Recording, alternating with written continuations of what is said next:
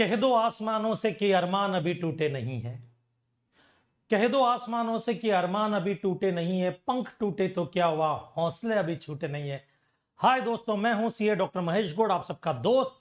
आज के इस वीडियो में हम क्या करने वाले हैं, इस सेशन में हम क्या करने वाले हैं, वो सब हम डिस्कस करते हैं। पहले सबसे पहले कि आज मैं आपको क्या टेक्निक सिखाने वाला हूं उसके बारे में, और कुछ और भी इंपॉर्टेंट बातें जो हमको डिस्कस करनी है उन सब के बारे में। फटाफट जो स्टूडेंट्स लाइव नहीं हो लाइव आ जाओ बेटा, वीडियो को लाइक कर दो आप लोग। ओके, ना इधर देखो बेटा, जैसा कि मैंने आपको बताया था 23 टाइप्स की मेमोरी टेक्निक है जो हमारे पास में। उनमें से एक एसोसिएशन टेक्निक मैंने आपको सिखाई थी कि कैसे कोई चीजें याद करते, तो उस वक्त काफी सारे कमेंट्स आए थे कि सर एसोसिएशन टेक्निक से हम जो आपने बताया था वो सब चीजें तो दिमाग में बैठ गई, बट इसको प्रैक्टिकली हम एप्लीकेबल कैसे करें। तो आज मैं एक जो टेक्निक लेकर के आया हूं, वो टेक्निक जो है उससे हम लॉन्ग आंसर कैसे याद करते हैं वो डिस्कस करेंगे। जो बड़े बड़े आंसर्स होते हैं, और इवन 2 आंसर मैं आपको याद करवा करके जाऊंगा। देखो यहां पे हम क्या करेंगे, लॉन्ग आंसर में एक जैसे यूं पैराग्राफ में अगर आंसर दिया हुआ हो तो इसको हम कैसे याद कर सकते हैं उसके बारे में डिस्कस करेंगे। उसके अलावा अगर मान लीजिए कि ऐसे कुछ आंसर है जैसे पॉइंट्स में दिए हुए, ये आपके अप्रोक्स ये इतना बड़ा आंसर है, पूरा एक ही है। ओके, ये आंसर मैं पूरा आपके सेशन में आज याद करवाऊंगा टेक्निक समझाने के बाद में। अब क्वेश्चन ये है कि सर मान लीजिए कि ये जो है ये हमारे से कोई लेना देना ही नहीं है, तो बेटा ये तो बहुत ज्यादा इंपॉर्टेंट है। जैसे कि एग्जांपल के लिए मैं जो भी आंसर याद करवाऊं वो आपके सिलेबस का नहीं है, मान लेते हैं सिलेबस का नहीं है, फिर भी अगर आपको याद हो जाए तो उस टेक्निक से आपके सिलेबस की चीजें तो बहुत जल्दी याद होगी आपको, उसमें तो आपको टेंशन लेने की जरूरत नहीं होगी। फिर समझ में आया। अब यहां पर काफी सारे स्टूडेंट जो है उन्होंने कमेंट भी किए हैं, तो अब देखो मैं आपको बताता हूं बेटा, सारी टेक्निक जो होती है ना वो एक दिन में या एक 5 मिनट के वीडियो में नहीं सिखा पाऊंगा मैं आपको। सारी टेक्निक में सिखाऊंगा आपको, ये मेरा प्रॉमिस है, सब टेक्निक सिखाऊंगा मैं। बट क्या धीरे धीरे, जैसे कि कुछ टेक्निक वीडियो बना करके मैं आपको दूंगा, कुछ लाइव सेशन में आकर के मैं लूंगा, बराबर है। तो एक दिन में सब नहीं होगी, तो आपसे मेरी एक रिक्वेस्ट है कि काफी सारे स्टूडेंट्स जो है उनकी काफी कुछ डिमांड्स है, उन डिमांड्स को मैं कैसे पूरा कर पाऊंगा कि इतने सारे कमेंट है कि मैं कमेंट पढ़ ही नहीं पाऊंगा। और अगर कमेंट पढ़ने पे फोकस करूंगा मैं सारे के सारे, तो बेटा उस केस में मैं आपको टेक्निक नहीं सिखा पाऊंगा, बराबर है। तो हम पहले टेक्निक पे फोकस करते हैं। कमेंट के लिए मैंने एक आइडिया निकाला है, उसमें हम क्या करेंगे, वीक में एक दिन हम लाइव आएंगे, बराबर है। उसमें आप मुझसे कुछ भी पूछिए, मैं आपके सवालों के जवाब दूंगा। बट सवाल कब और कहां पूछे जाएंगे वो मैं आपको बताता हूं। आपको एक लिंक पिन किया हुआ मिलेगा, इंस्टाग्राम का लिंक है, हमारे इंस्टाग्राम आईडी का, बराबर है, महेश गौड़ ऑफिशियल का। वो जो इंस्टाग्राम आईडी, उसमें आप डीएम करोगे मुझे अपने सारे क्वेश्चंस, जिन जिनको कुछ भी मुझसे जानना है, कुछ भी पूछना है, कोई भी क्वेश्चन है दिमाग में, वो सब आप वहां पर पिन करोगे, सॉरी आप कमेंट डीएम करोगे मुझे, किसमें, इंस्टाग्राम में।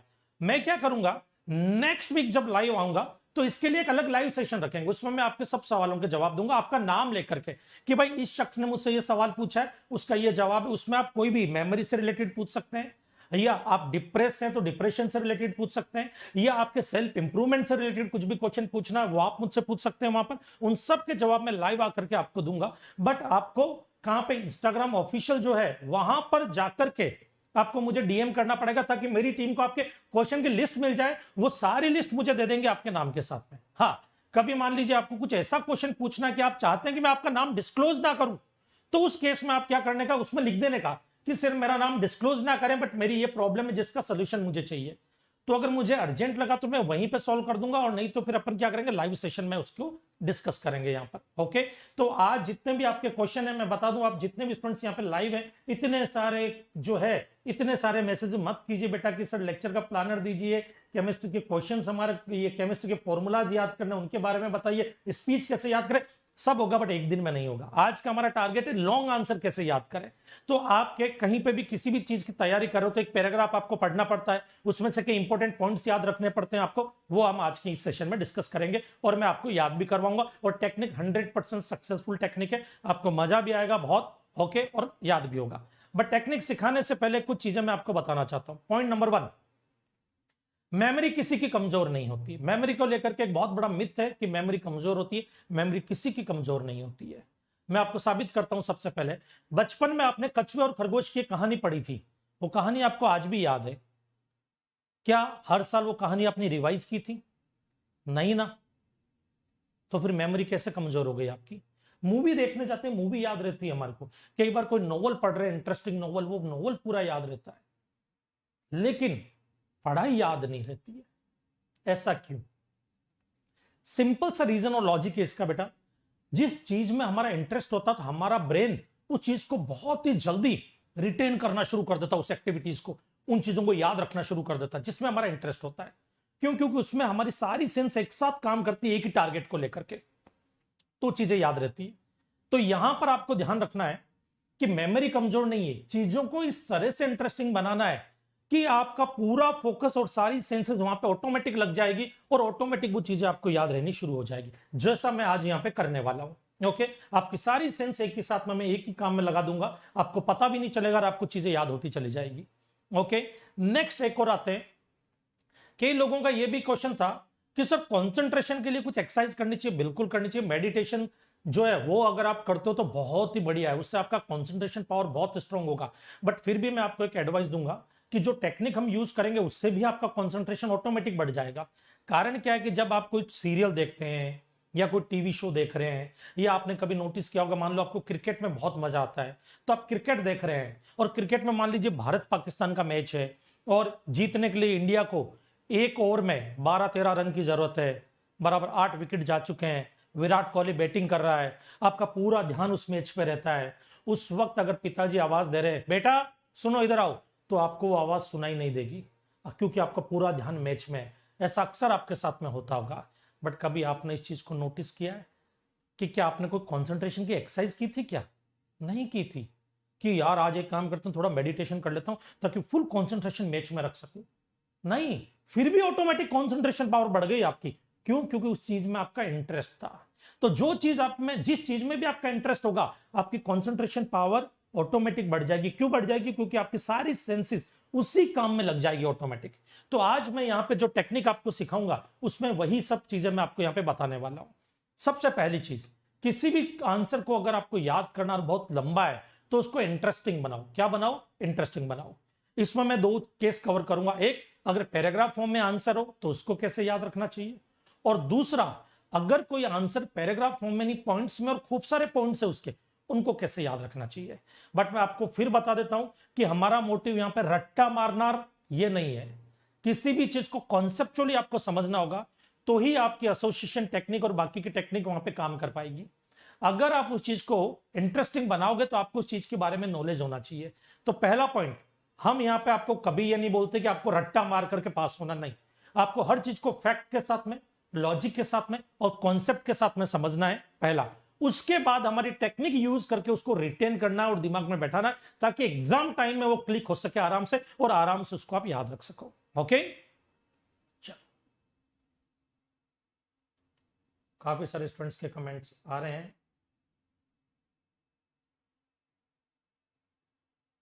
चलो तो शुरू करते हैं। जितने भी स्टूडेंट्स यहां पे ज्वाइन हुए हैं, हम शुरू करते हैं बेटा। सबसे पहले हम यहां पे लेते हैं, ये कुछ प्रिंसिपल्स हैं हेनरी फेयोल के, 14 प्रिंसिपल्स ऑफ मैनेजमेंट। अब ये पहले होते क्या है, मैं उसके बारे में हल्का सा 2 मिनट्स का ब्रीफ दे देता हूं। ये आपके कुछ स्टूडेंट्स हैं जो कॉमर्स स्टूडेंट्स होते हैं, उनका एक टॉपिक है मैनेजमेंट। मैनेजमेंट को प्रॉपर्ली ऑर्गेनाइज वे में करने के लिए कुछ सिद्धांत बनाए हेनरी फेयोल ने। वो जो प्रिंसिपल्स है वो कैसे याद करें, वो 14 प्रिंसिपल है। तो मुझे एक बड़ा आंसर चाहिए था तो मैंने यही आंसर उठा लिया। दूसरा, एक हम हिस्ट्री का एक क्वेश्चन लेंगे, गांधी जी का जो दांडी यात्रा थी उससे रिलेटेड एक क्वेश्चन है, जो आपके यूपीएससी के एग्जाम के लिए भी काम का हो सकता है। I am not sure, but हो सकता है शायद। उसके लिए आपकी जो हिस्ट्री जो भी है 7th 8th 9th के स्टूडेंट्स, 10th के स्टूडेंट्स, उनके लिए काम का हो सकता है। उनके अलावा भी अगर आप कोई कॉम्पिटिटिव एग्जाम की तैयारी करें तो वहां पे भी ये क्वेश्चन काम का हो सकता है। तो एक ये वाला हम याद करेंगे। ओके, सबसे पहले आते हैं प्रिंसिपल्स पे। इसमें 14 प्रिंसिपल्स होते हैं। याद करने के लिए हमको क्या करना है कि किसी ना किसी चीज को लेकर के उसके साथ एसोसिएट करना है। अब आप बोलोगे सर ये तो एसोसिएशन टेक्निक है। एसोसिएशन टेक्निक तो हर जगह आने वाली है, क्योंकि मेमोरी में कोई भी चीज जब तक किसी चीज से एसोसिएट नहीं होगी वो मेमोरी में जाएगी ही नहीं। बट उसका तरीका अलग अलग होगा, हर जगह पे अलग अलग तरह से उसको यूज करेंगे। ओके, चलो यहां पर जो ये 14 प्रिंसिपल इनको हम याद करेंगे हीरो के नाम से। सिर्फ हीरो के नाम से, यस। जैसे ये आपके जो फिल्मों के एक्टर है, ये वो है सीक्वेंस है जो आप कभी भूलते नहीं है। आपको इनके नाम ऑलरेडी याद रहते हैं, तो यहां पर इनको हम यूज करते हुए हम हेनरी फेयोल के सिद्धांत याद करेंगे। आ जाओ यहां पर। हेनरी फेयोल जो है मैनेजमेंट के सिद्धांत में सबसे पहला काम है डिवीजन ऑफ वर्क। मतलब ये कहना चाहता है कि एक अच्छे से मैनेजमेंट अगर आपको करना तो आपको हर काम को प्रॉपर्ली डिवाइड कर देना चाहिए। अब इसके लिए आपको एक पिक्चर बनानी है। अब देखो वापस से मैं बोल रहा हूं, जो भी मैं ये चीज बोलूंगा प्लीज आप आंख बंद करके उस चीज को इमेजिन कीजिए। आप इमेजिन करोगे तो 101% आपको वो याद रहेगा। और इमेजिन क्या करना, जो मैं बोलूंगा वो आपको इमेजिन करना है। फिर देखिए कैसा मैजिक होता है। और सारे प्रिंसिपल, चाहे आप कॉमर्स बैकग्राउंड के हो, चाहे साइंस बैकग्राउंड को, चाहे आर्ट्स बैकग्राउंड को, इवन 10th के स्टूडेंट हो आप, फिर भी आपको याद रहेगा। और इवन आप अगर मान लीजिए किसी बच्चे के पेरेंट्स ही वीडियो देख रहे, उनको भी याद रहेगा, भले ये आपके सब्जेक्ट का नहीं है। तो सोचो आप अपने सब्जेक्ट में इस टेक्निक को काम में लोगे तो कैसे याद नहीं होगी, 101% याद होगी। इधर देखो पहला पॉइंट है डिवीजन ऑफ वर्क, काम को प्रॉपर्ली डिवाइड कर लेना चाहिए। इसको हम याद रखेंगे अमिताभ से। अब देखो मैं यहां पे सीक्वेंस में चलूंगा। A for Amitabh, B for Bobby Deol, C for Chunky Pandey.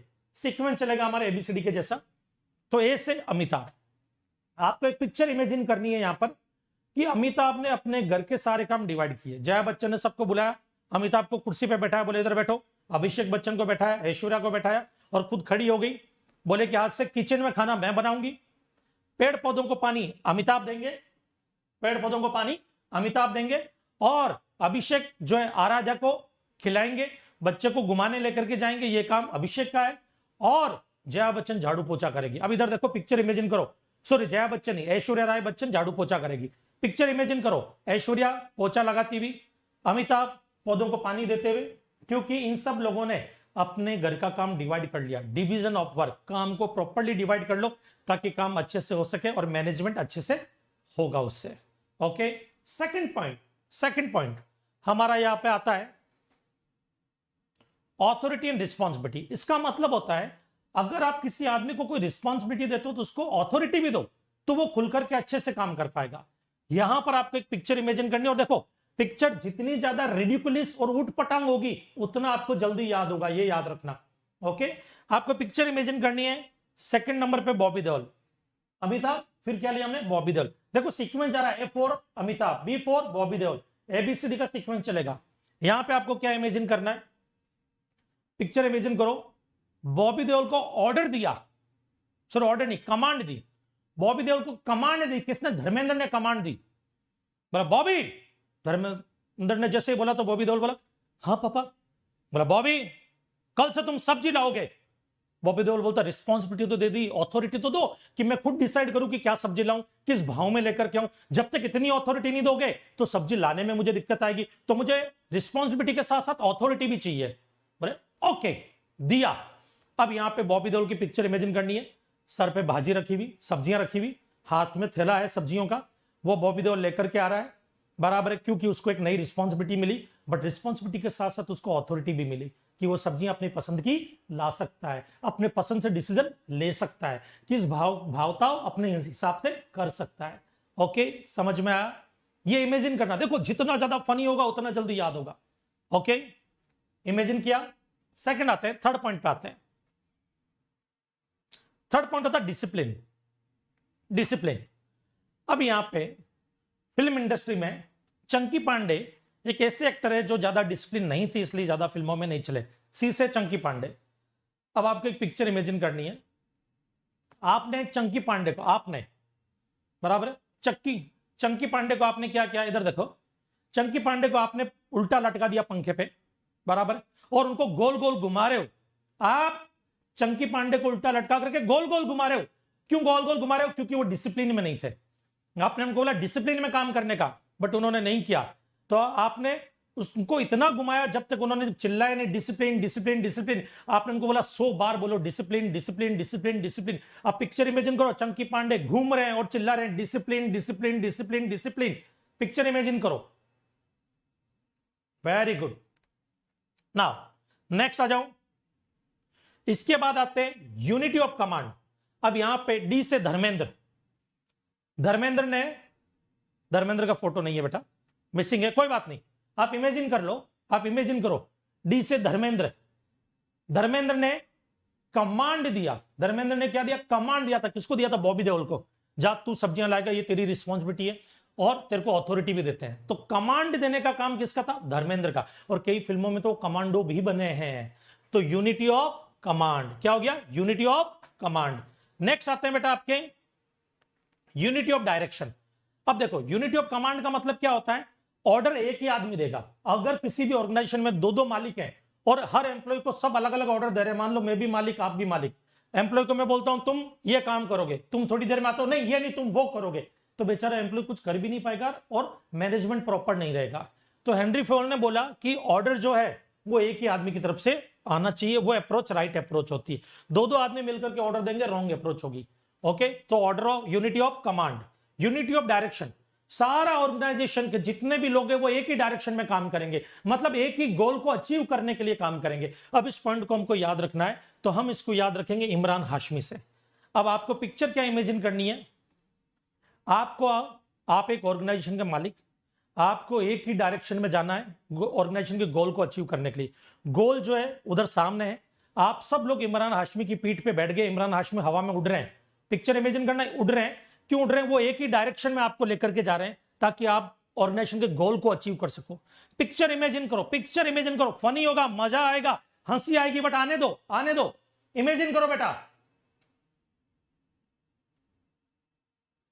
और जितने भी स्टूडेंट्स वीडियो को देख रहे हैं, अगर ये टेक्निक अच्छी लग रही है लाइक करना ना भूले वीडियो को।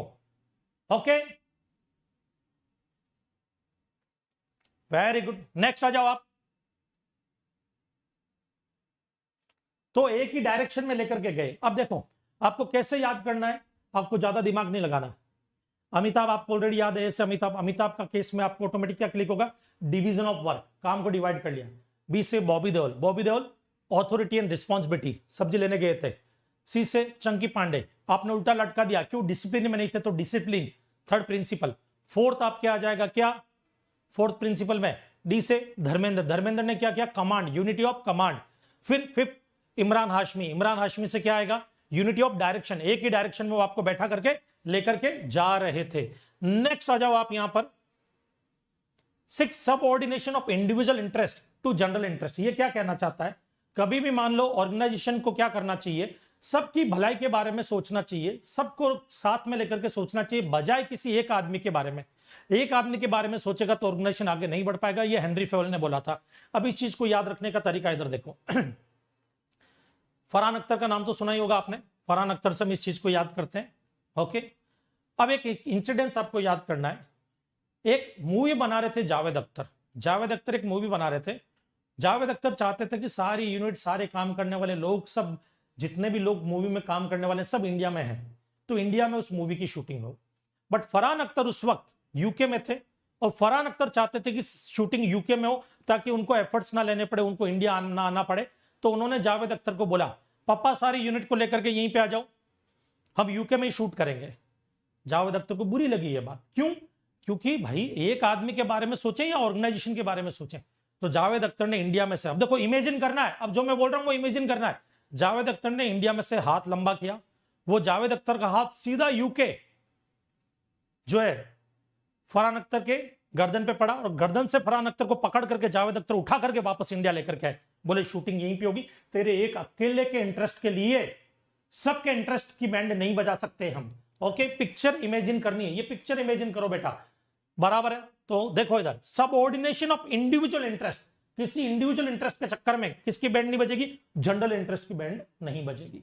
ओके ना, नेक्स्ट आते हैं आपके रेम्युनरेशन ऑफ एम्प्लॉय। यहां पे हम पिक्चर इमेजिन करेंगे, एफ के बाद जी से गोविंदा। अब गोविंदा कई फिल्मों में नौकर का काम किया, हीरो नंबर 1 आपने देखी होगी, उसमें नौकर बने। आपको एक पिक्चर इमेजिन करनी, गोविंदा आपके घर में बावर्ची हैं, खाना बनाते हैं। ओके, और खाना क्यों बनाते हैं? क्योंकि ये पॉइंट क्या बोलता है? रेम्युनरेशन वाला पॉइंट बोलता है कि आप अपने एम्प्लॉय को इतना अच्छा रेम्युनरेशन दो कि वो खुश रहे, बराबर, उसको अच्छा वेजेस मिलना चाहिए, अच्छा रेम्युनरेशन मिलना चाहिए ताकि इसकी लिविंग स्टैंडर्ड अच्छी हो, बराबर। तो आपको पिक्चर क्या इमेजिन करनी है? गोविंदा जब भी खाना लेकर के आता आपके लिए थाली में, आप उसको सीधा 1 लाख रुपए का रेम्युनरेशन दे देते हो। 1 लाख रुपया पकड़ो गोविंदा, एंजॉय करो। मतलब इससे अच्छा रेम्युनरेशन क्या होगा? पिक्चर इमेजिन करो, गोविंदा आपके लिए खाने की थाली लेकर के आ रहे हैं, मस्त गाना गाते गाते, और उसी वक्त आप पॉकेट में हाथ डाल करके गड्डी निकालते हो नोटों की और गोविंदा को बोलते हो ये पकड़ो, एंजॉय करो। रेम्युनरेशन अपने एम्प्लॉय को आप दे रहे हो। पिक्चर इमेजिन करनी है आपको, पिक्चर इमेजिन करनी है बेटा। Okay, very good. नेक्स्ट आ जाऊं, सेंट्रलाइजेशन एंड डिसेंट्रलाइजेशन। किसी भी ऑर्गेनाइजेशन में दोनों अप्रोच को बैलेंस करके ले जाना चाहिए। यहां पर हमारा आता है जी के बाद एच, एच से ऋतिक रोशन। ऋतिक रोशन और राकेश रोशन दोनों के अप्रोच एकदम अलग अलग है, रियल में भी अलग अलग है दोनों के अप्रोच। एक सेंट्रलाइजेशन की बात करता है, ये बोलते हैं सिर्फ एक ही आदमी की सुनो, बाकी ऑर्गेनाइजेशन में किसी से एडवाइस वगैरह लेने की जरूरत नहीं है, और एक ही जगह पे सब कुछ फोकस होना चाहिए। एक ही जगह से हर ऑर्डर, हर कमांड, हर डायरेक्शन, हर चीज एक ही जगह से होगी और एक ही जगह पे बैठ करके आदमी काम करे। हर जगह पे सेंट्रलाइजेशन होना चाहिए, बट ये बोलते हैं हर जगह पे सेंट्रलाइजेशन ही, कुछ कुछ जगह पे डिसेंट्रलाइजेशन भी होना चाहिए। ये हमेशा इन दोनों में छिटपिट चलती रहती है। तो अब पिक्चर इमेजिन करो, ऋतिक रोशन बोलता है पिताजी डिसेंट्रलाइजेशन, ये बोलते हैं नहीं सेंट्रलाइजेशन। अब दोनों चिल्ला रहे, एक बोलता सेंट्रलाइजेशन, एक बोलता डिसेंट्रलाइजेशन, और इनके चाचा राजेश रोशन आकर के बोलते हैं दोनों को बैलेंस बना करके ले लो, दोनों को बैलेंस बना करके ले लो। पिक्चर इमेजिन करनी है आपको।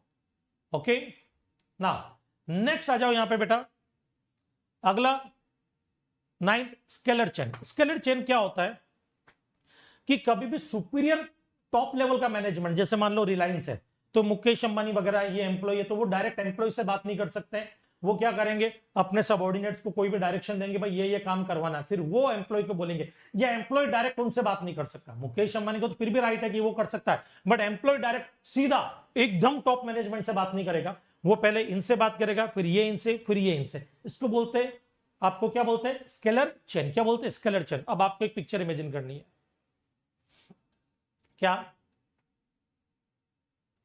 इरफान खान, इरफान खान का नाम सुना होगा, बहुत famous actor, late Irrfan Khan, मेरे फेवरेट एक्टर है, उनके बारे में इधर देखो। तो इरफान खान है ना, ये लोअर मैनेजमेंट में यहां पे काम करते हैं, यहां पे काम करते हैं। अब एक दिन इन्होंने देखा कि जो बॉस है उनको करोड़ों का नुकसान हो रहा है, बट उन्होंने बॉस को नहीं बताया, उन्होंने टॉप मैनेजमेंट को, बॉस को नहीं बताया। बॉस ने इरफान खान को बुलाया, बोले क्यों नहीं बताया, पिक्चर इमेजिन करनी है। इरफान खान क्या बोलते हैं, आपका ऑर्गेनाइजेशन जो है उसी के नियम ऐसे हैं कि स्केलर चेन को फॉलो करे, और स्केलर चेन को फॉलो करे तो मैं सिर्फ इनको बता सकता हूं, और ये तो खुद ही फ्रॉड करे, तो सॉरी मैं यहां पे आपकी कोई मदद नहीं कर सकता। ये पिक्चर आपको इमेजिन करनी है, स्केलर चेन। पिक्चर इमेजिन करो कि ऐसा हकीकत में हो रहा है। ओके ना, नेक्स्ट आते हैं आपके ऑर्डर।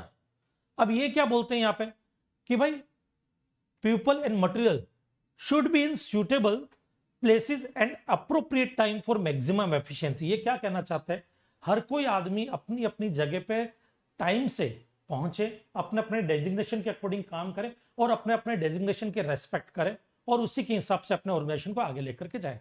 मान लो आपको अगर मैनेजर बनाया, तो आप टाइम पर अपनी मैनेजर की पोस्ट संभालें, टाइम पे ऑफिस आए, जब भी ऑफिस का टाइम हो आप अपनी ही पोस्ट पे, अपनी ही जगह पे रहे, बराबर। ये इस प्रिंसिपल का मतलब होता है, बराबर। अब आपको इमेजिन क्या करना है, जॉन अब्राहम, जैसे जॉन अब्राहम।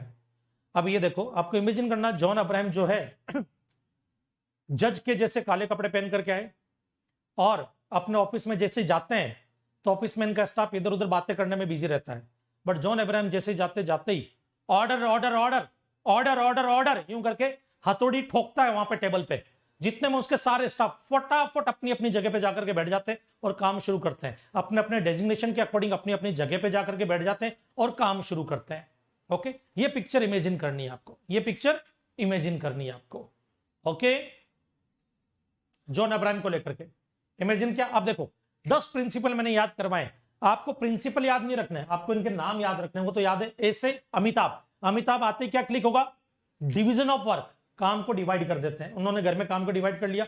बी से बॉबी देओल, सब्जियां ला रहा था, बॉबी देओल क्या था, ऑथोरिटी एंड रिस्पॉन्सिबिलिटी। उसको ऑर्डर, उनको ऑर्डर किसने दिया, धर्मेंद्र ने कमांड दी थी। धर्मेंद्र ने क्या दी थी, कमांड दी थी, तो धर्मेंद्र ने जो कमांड दी वो उन्होंने फॉलो की, तो धर्मेंद्र मतलब 4th point, ABCD, unity of command.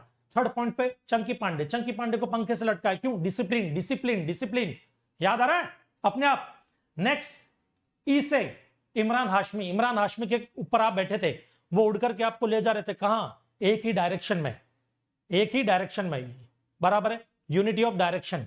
Okay, ताकि आप ऑर्गेनाइजेशन के गोल को अचीव कर सके। तो सब एक ही डायरेक्शन में जाना चाहिए सबको।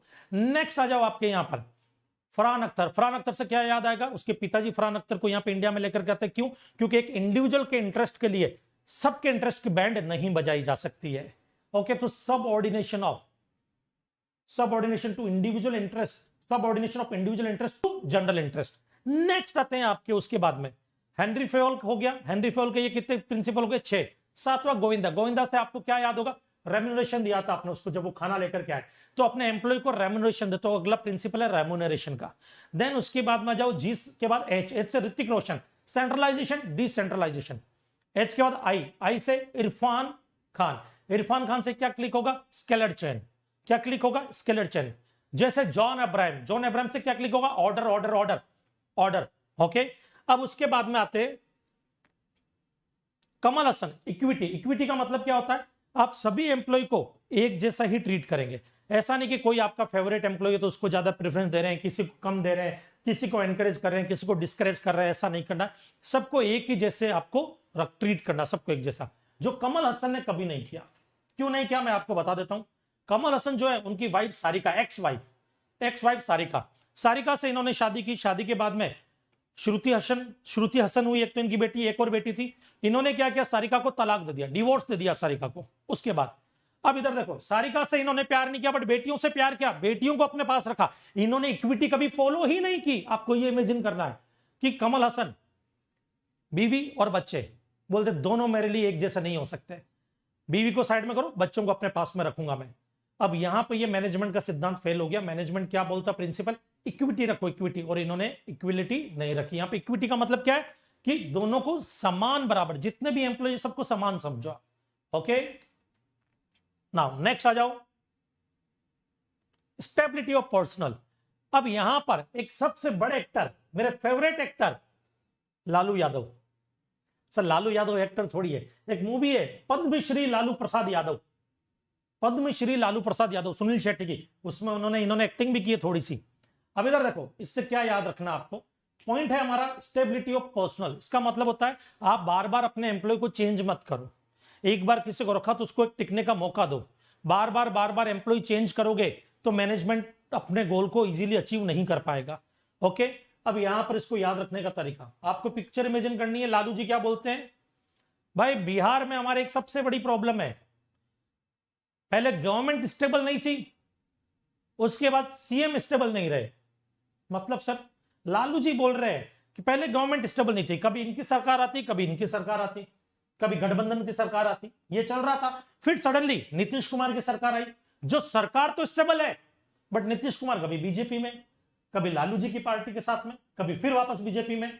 तो स्टेबिलिटी की कमी है, और स्टेबिलिटी की कमी कभी भी नहीं रहनी चाहिए। मैं आपको बता दूं, मैं किसी भी पार्टी के पक्ष और विपक्ष में नहीं बोल रहा हूं। कोई भी नेता मेरे लिए फेवरेट या कोई भी नेता जो मेरा फेवरेट नहीं है, ऐसा कोई इंटेंशन नहीं है। मेरा मोटिव सिर्फ आपको यहां पर ये पॉइंट्स याद करवाने हैं। किसी के दिल को अगर ठेस पहुंची हो तो मैं तहे दिल से क्षमा चाहता हूं उनसे।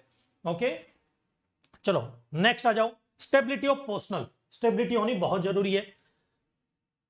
13 इनिशिएटिव फिल्म इंडस्ट्री में, इंडियन फिल्म इंडस्ट्री में इनिशिएटिव लेने का काम जो है वो सिर्फ और सिर्फ एक एक्टर ने किया है, वो है मनोज वाजपेयी, जिन्होंने अलग अलग तरह के रोल का इनिशिएटिव लिया। और इनको देख करके, इनसे एनकरेज होकर के बाद में नवाजुद्दीन सिद्दीकी और बाकी के कई कलाकार है जो अलग अलग तरह की एक्टिंग में अपने हाथ आजमा रहे हैं। ओके, तो देखा जाए तो जो नेचुरल एक्टिंग का पहला खिताब जो है वो इनको जाता है।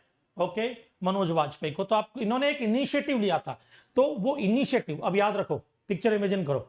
मनोज वाजपेयी को एक रोल दिया जाता है, मनोज साहब बोलते हैं रोल तो मैं करूंगा बट अपने स्टाइल में। बोले ये ऐसा तो आज तक किसी ने इनिशिएटिव नहीं लिया। बोले इनिशिएटिव के लिए तो हम फेमस है, यहाँ पे हम अपनी प्लानिंग करेंगे, हम इनिशिएटिव लेंगे।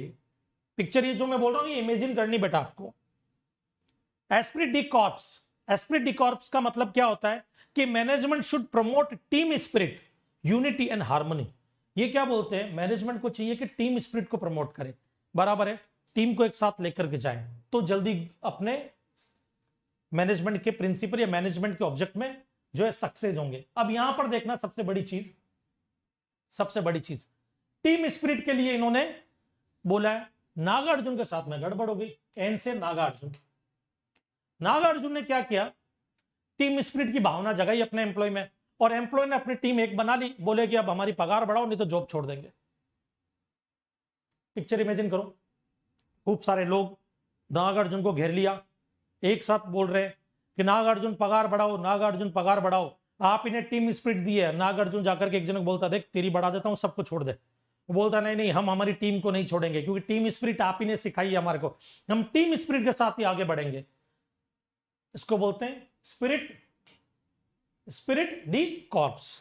अब इधर आ जाओ बेटा, अब आपको सिद्धांत याद रखने की जरूरत नहीं, अब आपके दिमाग में थॉट आएगा, सर यूं तो पढ़ लेंगे। बेटा पढ़ लोगे ना तब भी आप ये याद नहीं रख पाओगे, और याद कर भी लिया तो 2 दिन में भूल भी जाओगे।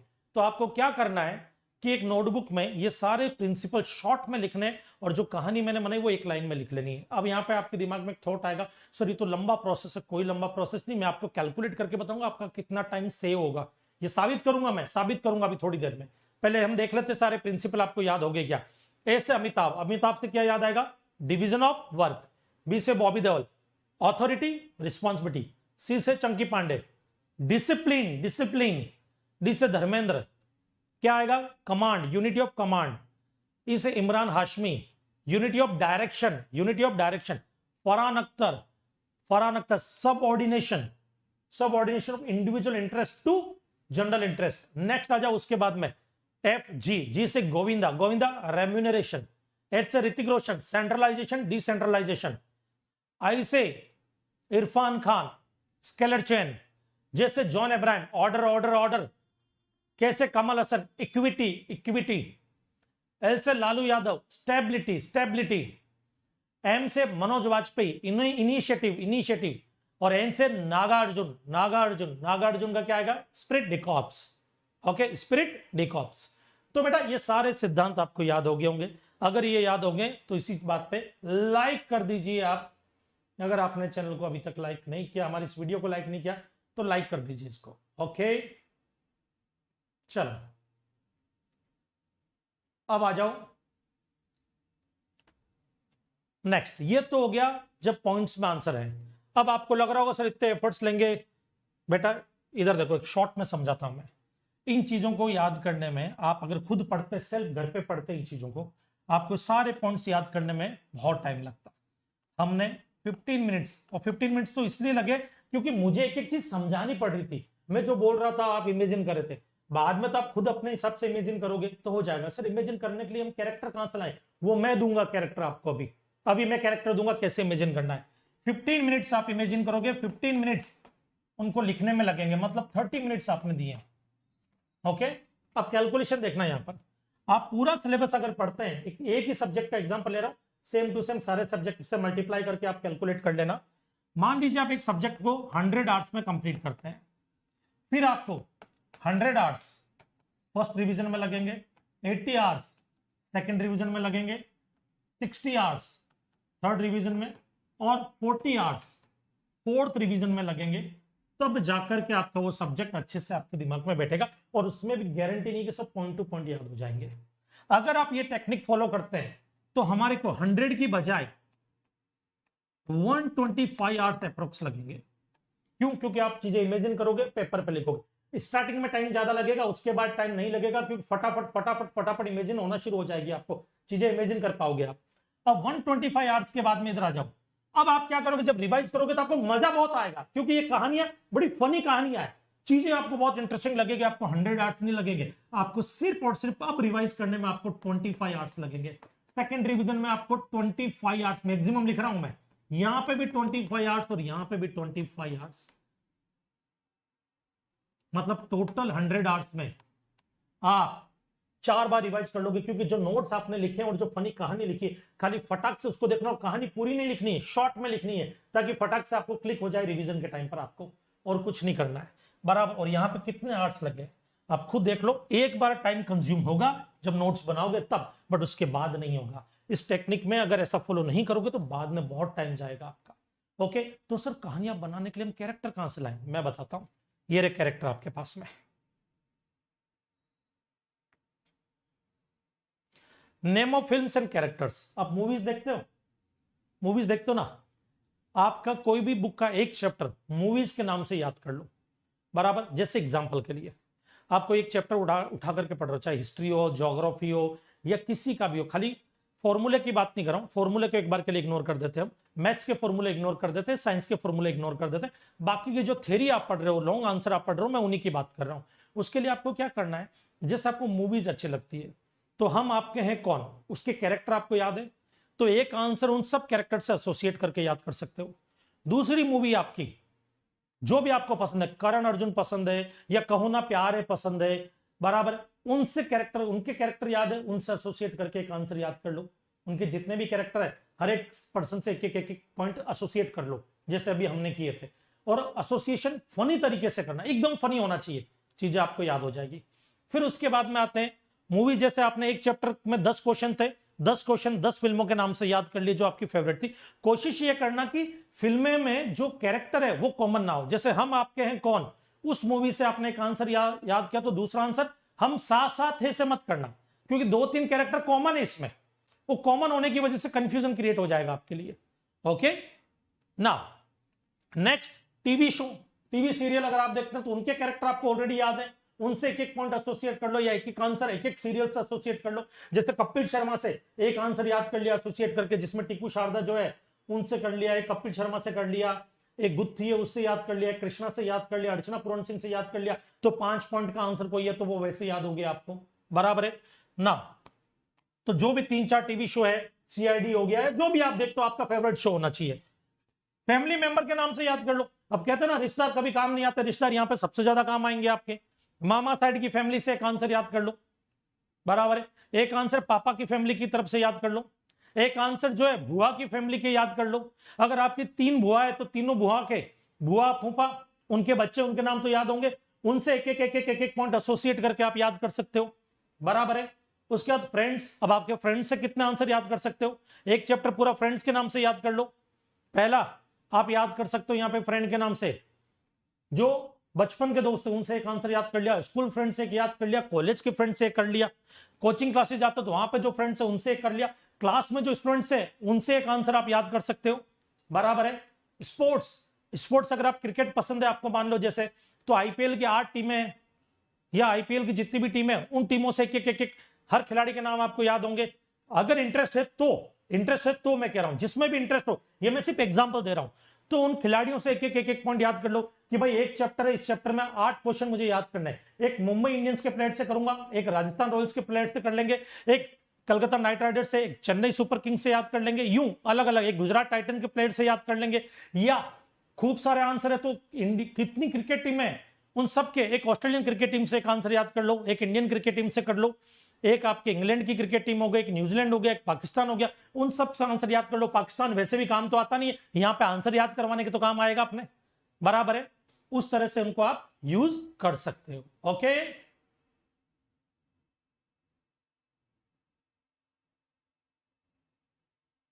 अब आ रही आती है नेक्स्ट पॉइंट पर। हमारा एक आंसर और मैं याद करवा लेता हूं, उसके बाद में आपके जो भी कुछ क्वेश्चंस वगैरह यहां पे बच्चे पूछ रहे हैं उनका जवाब मैं आप लोगों को दूंगा। ओके, चलो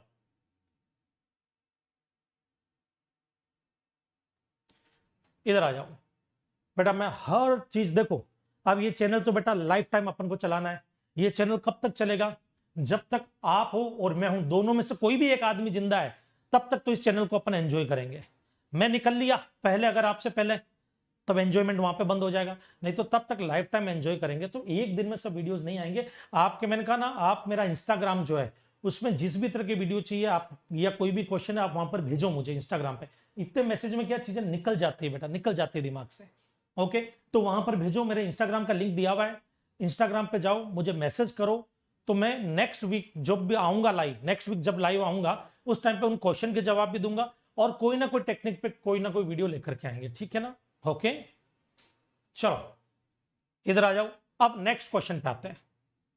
अगर पैराग्राफ फॉर्म में कोई भी चीज है उसको आपको याद करनी है, तो उसको याद कैसे करें। इसमें थोड़े से एफर्ट्स आपको डालने होंगे, बट वो एफर्ट्स डालने के बाद में चीजें लाइफ टाइम के लिए आपके याद रह जाएगी, आपके दिमाग में बैठ जाएगी। और मैं गारंटी देता हूं, अगर आप 10th के स्टूडेंट्स हैं, 8th 9th 10th के स्टूडेंट्स हैं, अभी से आपने अगर ये प्रैक्टिस कर ली ना, यूपीएससी क्रैक करने से आपको कोई नहीं रोक सकता। आपकी हिस्ट्री ज्योग्राफी दिमाग के अंदर घुस जाएगी पूरी तरह से, कभी निकलेगी ही नहीं। देखो कैसे, जैसे एक ये क्वेश्चन है, उसका एक आंसर है। ये क्वेश्चन क्या है, discuss the salt march to make clear why it was an effective symbol of resistance against colonialism. ये क्या बोल रहे हैं कि भाई गांधी जी ने जो दांडी यात्रा की थी, जो नमक आंदोलन किया था, उसके बारे में बराबर है, वो आपको बताना है, उसको डिस्कस करना है. तो यहाँ पे कुछ पॉइंट है, ये आंसर है उसका. Mahatma Gandhi choose salt as a symbol to unite the nation, demanding an end to the salt tax. Gandhi ji ने जो नमक है उसको एक सिंबल के तौर पे चुना था देश को जोड़ने के लिए, बराबर है. और उनकी इच्छा थी, और वो क्या डिमांड कर रहे थे कि भाई सॉल्ट टैक्स जो है, नमक पे जो टैक्स लगता है वो बंद हो जाना चाहिए. Which affected both rich and poor, जो गरीब और अमीर दोनों आदमियों के लिए जो है अफेक्ट कर रहा है, उनके लिए नुकसानदायक है. जनवरी 31 को 1930 में ही wrote to viceroy Irwin with 11 demands. एक लेटर उन्होंने लिखा, किसको? वायसरॉय इरविन को. कब लिखा था? 31 जनवरी 1930 को. उन्होंने 11 डिमांड की थी, जो सभी क्लास के, सभी वर्गों के लोगों के लिए थी.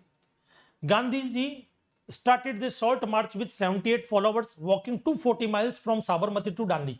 वो 78 फॉलोवर्स के साथ में साबरमती से दांडी यात्रा की उन्होंने, जो कितनी थी आपके 240 मील्स थी. Gathering 1000 to support Swaraj and peaceful defiance of British rule. उन्होंने खूब सारे लोग जो उनके साथ में जुड़े उस आंदोलन में, बराबर, और शांतिपूर्ण तरीके से उन्होंने वो अपना आंदोलन, स्वराज और शांतिपूर्ण तरीके को फॉलो करते हुए अपना आंदोलन जारी रखा या किया. 6 अप्रैल को Gandhi broke the salt law in Dandi. उन्होंने नमक का कानून जो है उसको तोड़ा. Sparking a nationwide movement where people boycotted foreign goods.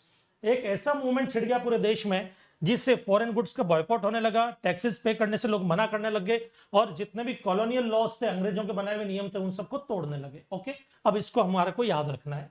तो सबसे पहली चीज, अगर आपको ये एज इट इज याद रखना है, बराबर, वर्ड टू वर्ड नहीं. देखो, वर्ड टू वर्ड कभी भी कोई भी आंसर याद नहीं होता है.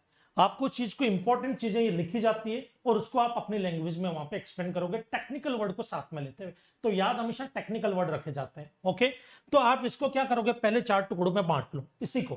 तो ये मैंने 4 टुकड़ों में बांटा. अब देखना, मैं याद भी करवाऊंगा, इधर देखना, 4 टुकड़ों में बांट लिया है, वही चीज पूरे 4 टुकड़ों में बांट ली.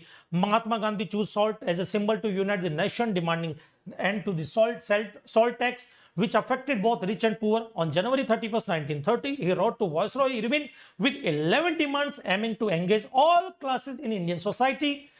Gandhi started the Salt March with 78 followers, walking 240 miles from Sabarmati to Dandi, gathering thousands to support Swaraj and peaceful defense of British rules. On April 6, Gandhi broke the salt law in Dandi, sparking a nationwide movement where people boycotted foreign goods, refused taxes and broke colonial laws. मतलब ये 4 point मैंने बना लिए उस paragraph से easy करने के लिए. अब यहाँ पे हम 4 कैरेक्टर लेंगे जिनसे हम ये 4 पॉइंट याद रखेंगे. हम एक काम करते हैं, यहाँ पे हम कैरेक्टर लेते हैं तारक मेहता का उल्टा चश्मा. देखा? अब उसमें कितनी फैमिलीज है, उसमें हम जेठालाल की फैमिली को यहाँ पे ले लेते हैं. 1 मिनट बेटा, 1 मिनट.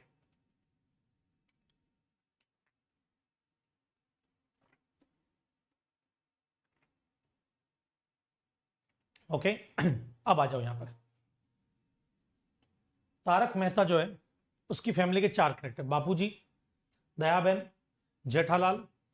ओके, तो तारक मेहता में हम किसके लेंगे? जेठालाल की फैमिली को ले रहे हैं. तारक मेहता की फैमिली में तो 2 ही मेंबर है. जेठालाल की फैमिली को लेते हैं. इधर देखना, बाबूजी लेते हैं, उनसे 1 पॉइंट याद रखेंगे, एक जेठालाल से, एक दयाबेन से, एक टप्पू से. 4 पॉइंट याद करने. पिक्चर इमेजिन करना, पहला पॉइंट. मैं पिक्चर दे रहा हूं, आपको इमेजिन करनी है, और जितनी उठ पटंग इमेजिन करोगे उतना आंसर याद रहेगा. आप इमेजिन करो, बाबूजी जो है तारक मेहता वाले, वो नमक का जो है पूरा पतीला लेकर के सर पे घर से बाहर जा रहे थे, नमक का पतीला लेकर के. तभी दयाबेन बोलती है, बापूजी किधर जा रहे हो आप बापूजी? तो एकदम से बापूजी बोलते हैं, दयाबेन, गांधी जी ने आंदोलन किया है, दांडी यात्रा, देश को जोड़ने के लिए नमक को ही उन्होंने क्या बनाया, बेस बनाया. नमक के थ्रू वो देश को जोड़ेंगे, तो मैं नमक लेकर के जा रहा हूं ताकि देश के लोगों को जोड़ सकूं. जैसे सीमेंट से जोड़ते हैं वैसे मैं नमक से देश के लोगों को जोड़ूंगा. इसके लिए मैं नमक लेकर के जा रहा हूं ताकि नमक पे टैक्स हटाया जा सके. ये कौन बोल रहा है? बापूजी बोल रहे हैं. तभी दयाबेन बोलती, रुको बापूजी रुको, मैं एक लेटर लिख करके देती हूं, इरविन बाई को दे देना, इरविन बाई को दे देना ये लेटर. कितनी डिमांड? 11 डिमांड के साथ में. अब दयाबेन को इमेजिन करो, वो 11 डिमांड एक लेटर पे लिख रही है, और लेटर किसको दे रही है? बापूजी को दे रही है. किसको देने के लिए? कि इरविन बाई को दे देना. अब इरविन बाई कौन? Viceroy Irwin. ओके, उनको ये लेटर दे देना. दयाबेन ने लेटर दे दिया. अब यहां पे जेठालाल को इमेजिन करो. जेठालाल बोलते, बापूजी आशीर्वाद दो मुझे। बोले किसके लिए? बोले आप दांडी पहुंचो। बोले पहले साबरमती जाएंगे फिर दांडी जाएंगे। बोले ठीक है, तो आप साबरमती पहुंचो, मैं मेरे ऑफिस के 78 फॉलोअर्स को लेकर के वहां पे पहुंचूंगा। कौन बोल रहा है? जेठालाल। इमेजिन करो। तो बापूजी ने बोला भाई तेरे तो ऑफिस में काम ही इन बिन 3 लोग करते हैं, 78 कहां से लाएगा तू? बोले बापूजी आप चिंता मत करो, वहां पे आसपास के सब लोगों को लाऊंगा। अब जेठालाल जाते हैं अपने ऑफिस के सब लोगों को, आस पड़ोस की दुकान वालों को बोलते हैं कि अपन को कहां चलना है? दांडी यात्रा के लिए चलना। कहां चलना है? दांडी यात्रा के लिए, बट साबरमती पहले चलेंगे। 78 फॉलोअर्स से जेठालाल जाते हैं। जेठालाल अपने इंस्टाग्राम पे भी देखते हैं, उसके 78 फॉलोअर्स होते हैं।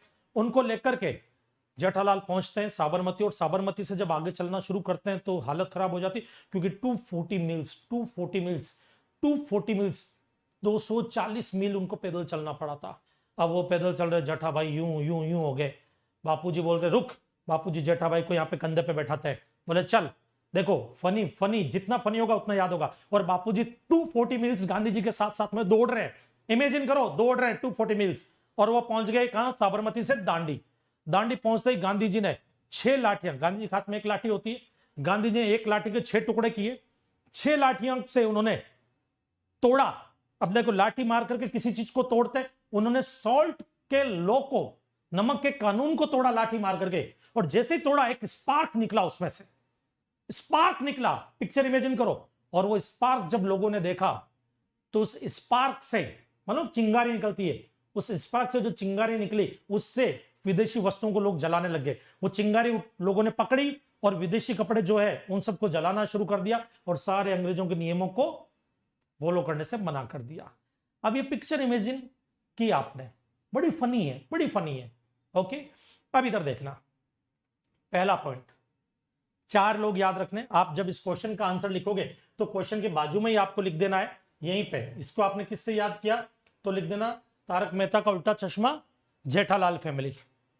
और इन हर पॉइंट के यहां पर बापूजी, यहां पे बापूजी का नाम, यहां पे दयाबेन का नाम, जेठालाल का नाम, और यहां पर टप्पू जो है, टप्पू से याद करो तो टप्पू, नहीं तो गांधी जी का नाम डाल दो बोले यहां पर, नहीं तो टप्पू का नाम भी डाल दो। टप्पू जो है उसने सबको फोन करके बताया, यूं इमेजिन कर लो, उसने सबको फोन करके बताया टप्पू ने, क्या कि गांधी जी ने लॉ तोड़ दिए हैं, अब सारे कपड़े जला दो। तो उसकी टप्पू सेना जो है वो विदेशी कपड़ों को जलाना शुरू कर दिया उन्होंने। ओके, अब आ जाओ इधर। अब आपको आंसर याद नहीं करना, आपको कैरेक्टर याद करना। पहला बापूजी। बापूजी देखते क्या याद आएगा? नमक का टोकरा। कहां जा रहे थे? देश को जोड़ने के लिए। क्यों? क्योंकि नमक एक सिंबल था देश को यूनाइट करने के लिए। ओके, और वहां पे जाके क्या करेंगे? जो सॉल्ट टैक्स है, सॉल्ट टैक्स जो है उसको देने से मना करने के लिए ये स्टेप उठाया जा रहा था। ओके, जब वो जा रहे थे तो दयाबेन ने क्या किया? लेटर लिखा। लेटर में कितनी डिमांड लिखी? 11 डिमांड। किसको लिखा था लेटर? इरविन बाई को। कौन? वॉइस रॉय इरविन को लेटर लिखा था। फिर आएगा जेठालाल। जेठालाल आते क्या क्लिक होगा? 78 फॉलोअर्स को लेकर के गया था, 240 मील्स चला था, बराबर है। वहां पे पहुंचते ही गांधी जी ने क्या किया? 6 टुकड़े के लाठी के, मतलब 6 अप्रैल को 6 टुकड़े के लाठी के, बराबर है। लॉ तोड़े, उससे कानून तोड़ दिया उन्होंने, बराबर है। और जब स्पार्क निकला, टप्पू ने फोन करके बोला, उसी स्पार्क से जितने भी गोकुल धाम के टप्पू सेना थी उन्होंने बॉयकॉट कर दिया। किसे? फॉरेन गुड्स का, उनको जलाना शुरू कर दिया। चीजें अब ये ऑटोमेटिक याद हो जाएगी। सर मान लीजिए हमको डेट याद करनी हो तो कैसे याद करें? सिंपल सा फंडा है। अगर मान लो ये 31 जनवरी की डेट आपको याद रखनी हो तो यूं याद कर सकते हो कि दयाबेन ने 31 अलग अलग पेन से, पेन लिया, वो चल नहीं रहा था, फेंक दिया। दूसरा पेन लिया, चल नहीं रहा था, फेंक दिया। यूं करते करते 31 पेन से उन्होंने कितना? 1930 में 31 पेन से उन्होंने लिखा। क्या लिखा? लेटर लिखा। तो अब आपको ऑटोमेटिकली हो जाएगा 31 पेन। तो 31 जनवरी 1930। ओके, और भी डेट याद करने की एक अलग टेक्निक होती है जो मैं सिखाऊंगा आपको आने वाले टाइम में, आने वाले हमारे वीडियोस में वो टेक्निक आएगी। काफी लोगों की डिमांड थी कि इस तरह की डेट कैसे याद रखते हैं, उसकी कोई टेक्निक बताओ। उसकी एक और टेक्निक है, वो टेक्निक हम डिस्कस करेंगे। तो बेटा आ जाओ वापस है पहले। अब इसका आप चाहो तो समरी नोट्स भी बना सकते हो, माइक्रो नोट्स बोलते हैं हम। ये तो हो गए नोट्स, ये माइक्रो नोट्स। माइक्रो नोट्स कैसे बनते हैं? सिर्फ 2-4 वर्ड के अंदर पॉइंट को एक्सप्लेन कर दो ताकि रिवीजन में आसानी रहे। पहला, सॉल्ट नेशनल यूनिफाइंग सिंबल, देश को जोड़ने का सिंबल बना। एंड दिस सेल टैक्स, और सेल टैक्स खत्म करने के लिए। तो पहला पॉइंट किससे याद किया आपने? बापूजी से। बापूजी ने नमक को सिंबल बनाया देश को जोड़ने के लिए, एंड दी सॉल्ट टैक्स खत्म करने के लिए। जनवरी 31, 1930 दयाबेन ने क्या किया, 11 डिमांड के साथ में लेटर लिखा, किसको, वाइसरॉय इरविन को, कि सारे जो वर्ग के लोग हैं उनको जोड़ा जाए या उनके भले के लिए उनके साथ में लेकर के। Started with 78 followers, Jethalal 78 followers के साथ में यात्रा शुरू की थी गांधी जी ने, 240 miles from Sabarmati to Dandi, ये आपको याद रहेगा।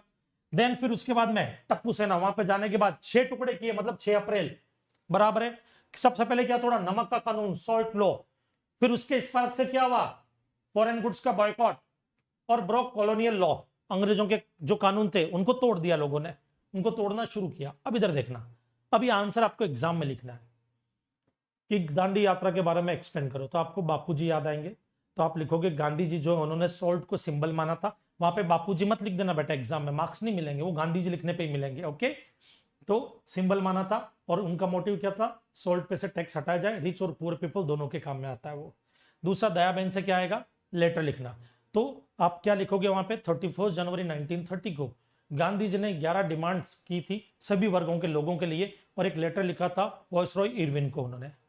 फिर उसके बाद आएगा जेठालाल जी, दिमाग में आएंगे, जेठालाल जी से क्या क्लिक होगा कि गांधी जी ने 78 फॉलोअर्स के साथ में साबरमती से दांडी की 241 मील्स की यात्रा की, और उसके बाद में 6 अप्रैल को गांधी जी ने वहां पे सॉल्ट टैक्स, जो सॉल्ट पे जो टैक्स लॉ था, तो वो लॉ, सॉल्ट का जो लॉ था उसको तोड़ा।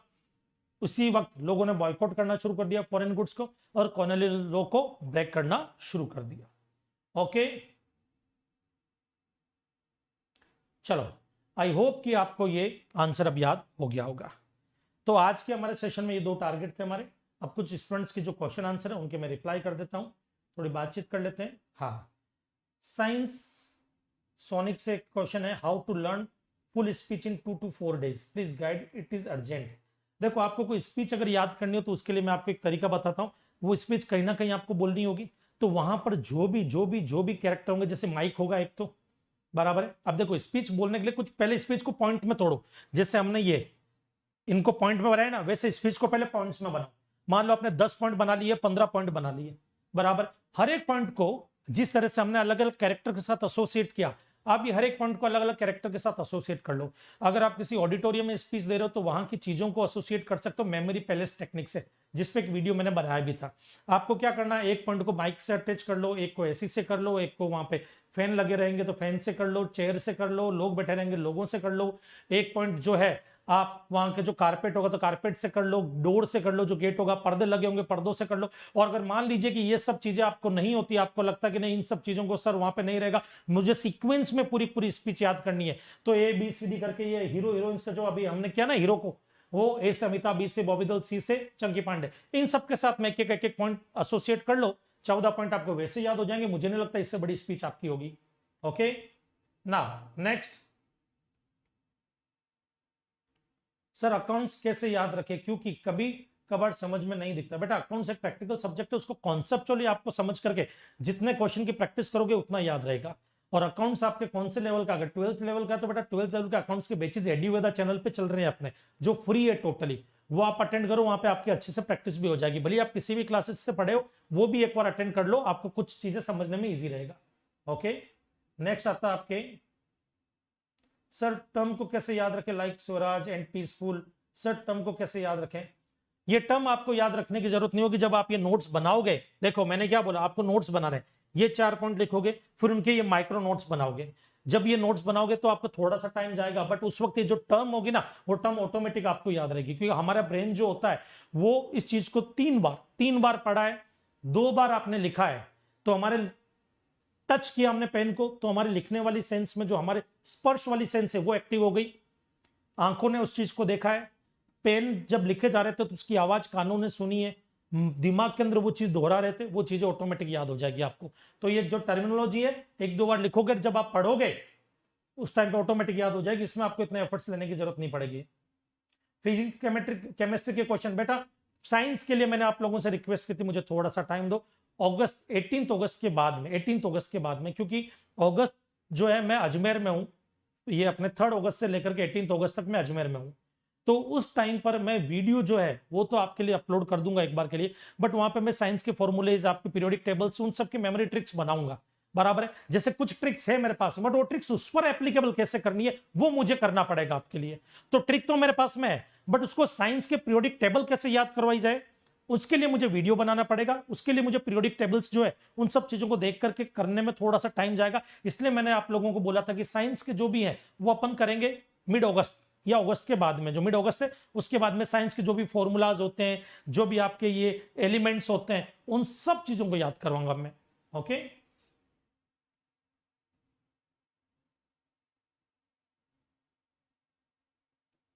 बेटा टर्म को कैसे याद रखें ये तो मैंने बता दिया आपको।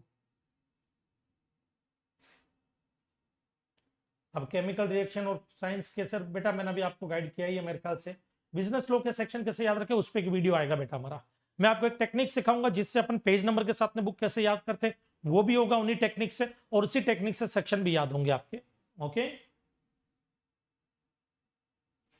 चलो अभी आपके जितने भी यहाँ पर स्टूडेंट्स हैं, मेरे उन सब से जितने भी स्टूडेंट्स हैं या जो भी दोस्त मेरे कलीग हैं, उन सब से मेरी रिक्वेस्ट है, अगर आपको ये दोनों आंसर याद हुए हैं और ये टेक्निक आपको पसंद आई है तो वीडियो को लाइक जरूर करें, और सबसे बड़ी चीज है शेयर करें, सब मिलने वालों को शेयर करें। ओके, और आप जो भी क्वेश्चन आपको पूछने हैं, जो भी क्वेश्चन मैंने आपको बोला वीक में एक दिन में लाइव आऊंगा।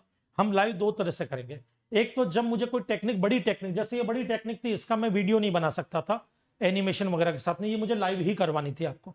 तो ऐसी कोई बड़ी टेक्निक के लिए एक तो मैं लाइव आऊंगा, और एक वीक में एक बार मैं लाइव आऊंगा किसके लिए, आपके क्वेश्चन के जवाब देने के लिए।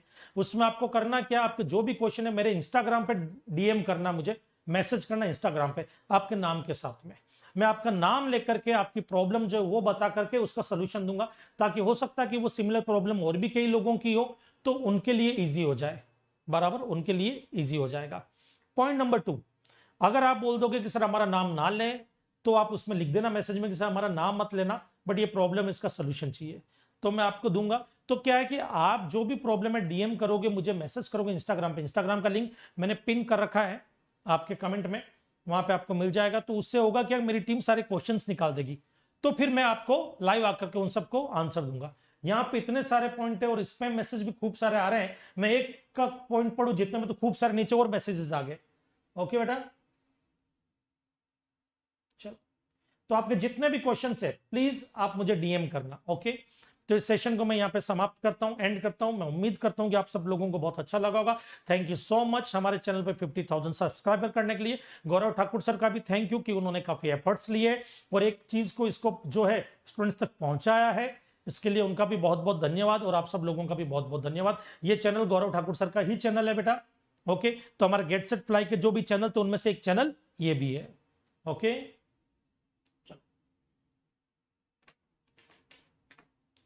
तो जाते जाते 4 लाइनें आप लोगों के लिए। जब हम चलते हैं तो तूफान चले जाते हैं, मतलब ये इस लेवल का मोटिवेशन आपको अपनी लाइफ में रखना है, इस लेवल का एक विनिंग एटीट्यूड आपको अपनी लाइफ में रखना है। किस तरह का, कि जब हम चलते हैं तो तूफान चले जाते हैं, जब हम हंसते हैं तो मौसम बदल जाते हैं। जब हम चलते हैं तो तूफान चले जाते हैं, जब हम हंसते हैं तो मौसम बदल जाते हैं। हमें रोकने की कोशिश ना करना दुनिया वालों, क्योंकि जहां हम रुकते हैं वहां इतिहास बदल जाते हैं। मिलते हैं हम हमारे नेक्स्ट सेशन में, तब तक के लिए जय हिंद, जय भारत।